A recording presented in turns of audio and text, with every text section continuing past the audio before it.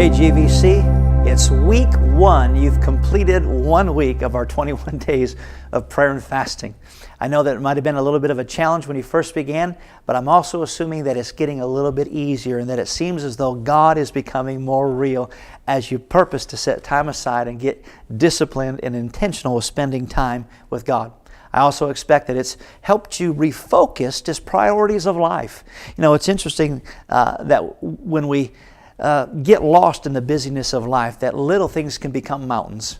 But it seems as though when we purpose to refocus, we don't sweat the small stuff. You know, the Bible tells us over in 1 Corinthians chapter 10, it says, casting down every thought and imagination that would exalt itself against the knowledge of Christ.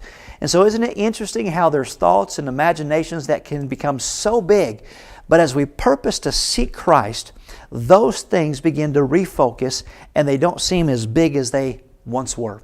You know, that's also one of the things that we've been encouraging to do is to pray the Ephesian prayers over yourself. Ephesians chapter 1, starting in verse 16, I believe it is.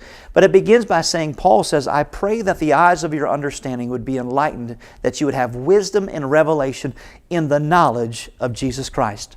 As you've been purposing to pray and fast, I trust that that has been the case, that Jesus has become more real to you. Then that prayer goes on to say that you would know what is the hope of your call. In other words, life begins to have meaning. I pray that as you've been seeking God, that has become more clear than ever before. And then lastly, in that very first part of that prayer, he says, I pray that you would begin to see what are the inherited rights or privileges or the promises of God to us as saints or believers. And so as a result, you're beginning to see what God has done for you in more clear light, and it's becoming more relevant and real to your life. I'm telling you what, God has got great things for us. It's just been 1 week into 2015, and the best is yet to come. I hope you're expecting great things. We're purposing to refocus in 2015 for God's purpose and plan. We'll see you tomorrow.